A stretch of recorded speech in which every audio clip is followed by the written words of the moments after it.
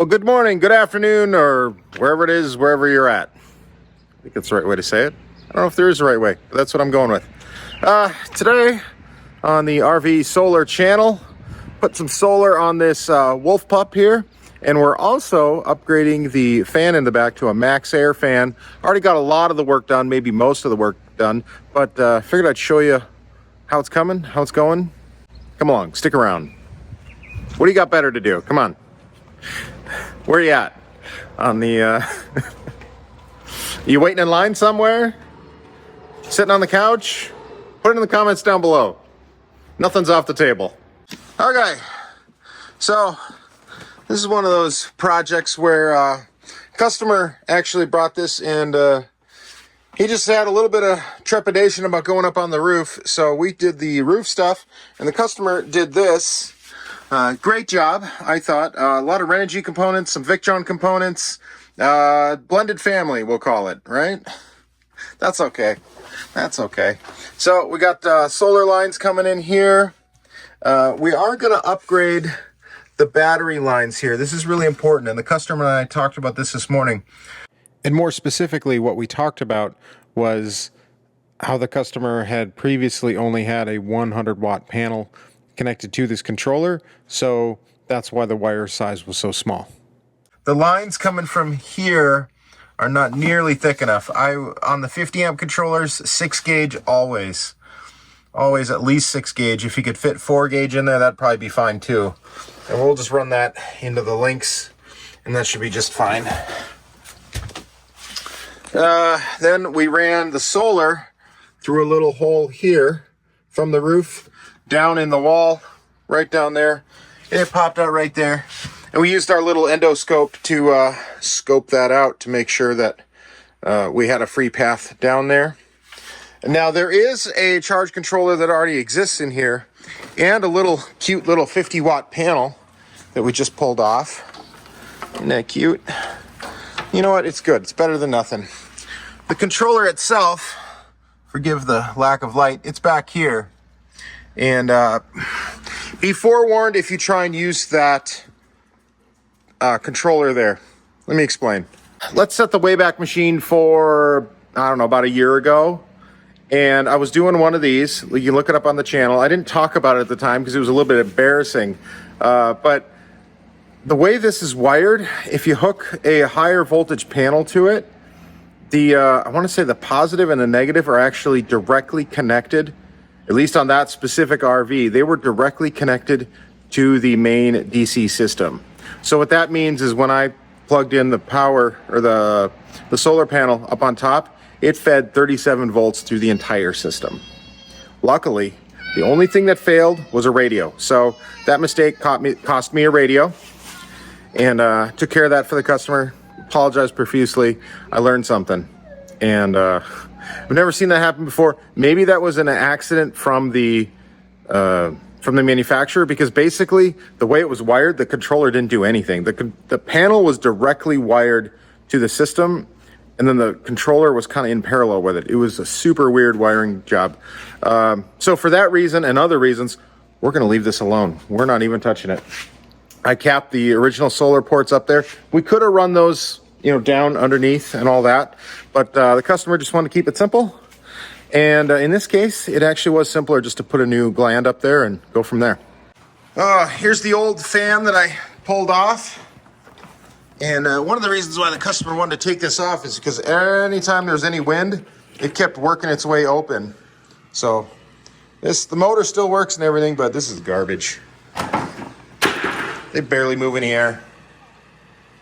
Oh, looks like we got a delivery. All right, where were we? Before we got so rudely interrupted, somebody saw fit to drop off a whole bunch of rich solar panels. I ain't gonna complain. Our supply's running low. Okay, so we got this new Max Air fan put in there. This video is not about how to do that. It is super simple. You pull out the old one, you put in the new ring.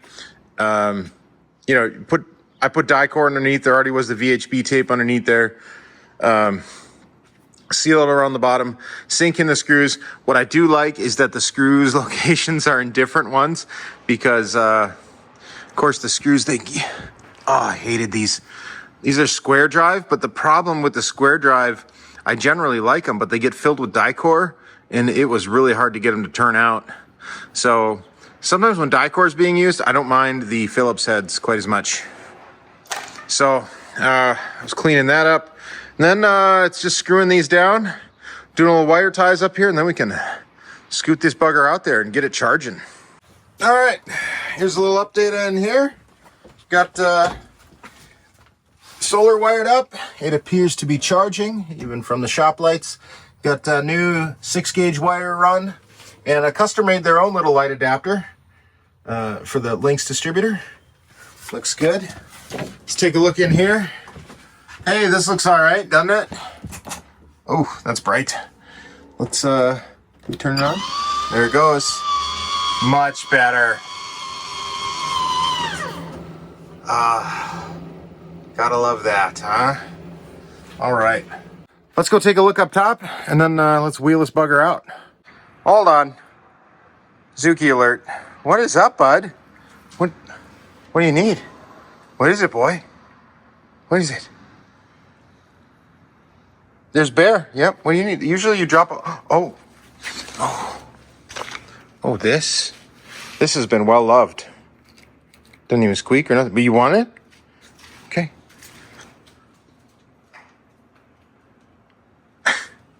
He is disappointed. And here's Bear. Hey, Bear. How you doing, bud? Oh, you just watching? Keeping an eye out? Yeah, somebody was jogging across there, and Bear had to go and let him know that Bear is reporting for duty. Jogging along the road is not allowed. If you ever stop by, get your project done and you meet Bear, he will bark at you, but his tail's wagging. He's just letting you know that he knows you're there, and he knows that you know that he's there. Before long, though, he'll be snuggled up with you, sitting on your feet like he is me there. Here's how everything turned up and out here. Looks pretty good. Got that sealed up there, and let's see if we can zoom in a little bit here. If you can see even more, enhance. I put heat shrink tubing over the ends of that port, and then this is the port we're using now. So came out real good. I'm real happy with it. Oh, and there's a Wild Austin on the loose. There it is, all ready for pickup. We'll go over all the different things with the customer. Here's our little Bear. He's sitting on my feet again, grabbing a bubbly, lemon sorbet bubbly. I don't know, I love these things. I go through a lot of them. I need to get rid of that. Speaking of this is a mess in here. I hate it. I love the space. I hate how it's a mess right now. We've just been so darn busy. So I'm hoping today, gonna get to straighten it up a little bit. We're gonna be doing some work here, some real serious work here to get things straightened up and working more efficiently. I'm hoping, so stay tuned. While we're waiting here, we can talk about another little project I'm playing around with, which is trying to solar power this golf cart. Now, I know a lot of people have done it, and there's a couple different ways to do it. Of course, I want to do what we call dog fooding, which means it's like eat your own dog food. So for me, that means using Victron equipment. So I'm going to see what I can do to do it. Bear! This is the aftermath of the grad party. That was a great success. Bear, what are you doing? This is why we can't have nice things. Don't put your head in a bag. It says it right on there. My gosh. So, I don't know. Playing around with that. All right, customers here ready to pick up. Whoop. Hey, you be nice. That's what I'm talking about. He just likes to let you know. Let's do a little preview on another project we're going to be working on. This is this Sterling, I don't even know what, toter home, maybe you'd call it. If anybody wonders why I always wear sunglasses, because they're somewhere else right now, so I just squint all the time. Blue-eyed problem. That's what I hear. If you got blue eyes, more light comes in. Okay, I got my other friend Dave here. You want to meet him? All right, Here's my other friend, Dave. Hi. It's turning into like one of those SCTV sketches. How many Daves do I know? And what we're trying to do here is remove the bottom cover on a Multi-Plus. And I had to take a break. He's thinking about taking a break or ripping it off the wall. We always talk about making things that are accessible and serviceable. This is neither. Well, actually, no, I take that back. It is accessible. It is definitely not serviceable. A lot of blue stuff in here, though. We even got some Victron batteries. Those are pretty cool. Maybe we'll talk about those, I don't know, in the following days, but I can play around with that a little bit, Dave. Yeah, you're going to have to. So we're fighting with this. This is how tight this is. And again, this is why we use these little thumb screws. Found these on the Jungle site.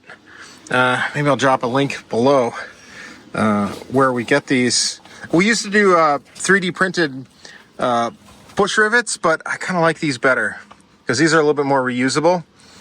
And yeah, all that kind of stuff. So I was able to get one out, but I'll just keep fighting at the other one. Sometimes it's just a matter of time.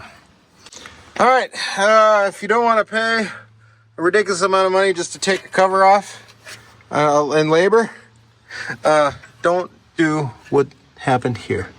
So we finally got it off. Now we can actually check to see if we're getting output on these ends, and then we can see what's going on the other end. Oh, I don't even know if we talked about exactly what's going on with this thing. Customers just bought this and nothing works inside. So we're trying to figure out what's going on, and we're not getting power anywhere. The inverter does come on, but so we're going to verify that power is actually coming out of the inverter. All right, we verified good output here. And that was kind of a pain in the butt to get that going. So we'll go check on the other side, or keep checking and see what we can figure out. All right, so here's what we know on this one so far.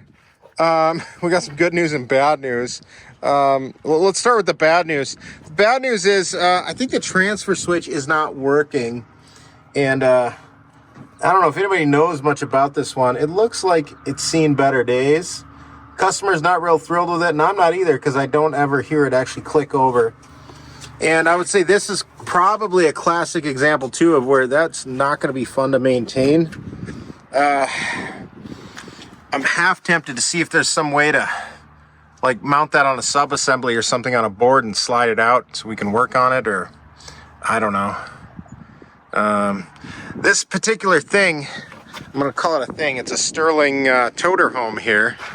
It's basically custom made and remodeled a couple times over. So it's closer, believe it or not, to like a bus conversion like I have than an RV. So it's kind of interesting seeing how other people did stuff. But to me, it doesn't look like a lot of thought was given to how you're going to have to swap things out from time to time. So that's the worst news, I would say. But let's talk about the good news here. Let's go inside.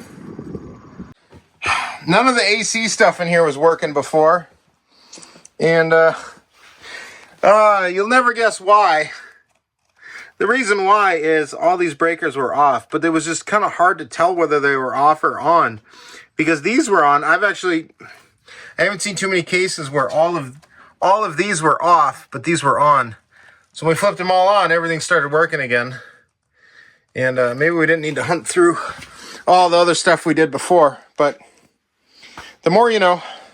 I think what threw us off was the transfer switch not behaving right. So there's a bunch of other stuff going on in here too. Customers are planning on doing some extensive remodeling in all this, I believe. But it's a pretty cool rig. Pretty cool rig indeed. But hey, it's always nice to see a working microwave.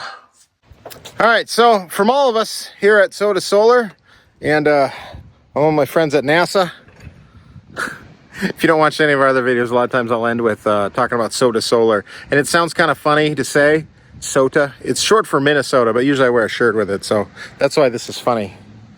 If you ever, there's some saying about describing a joke is like dissecting a frog. Neither of them live. And I think that's just what I did. Anyway, let's go this. From Zuki and I, we'll catch you guys later.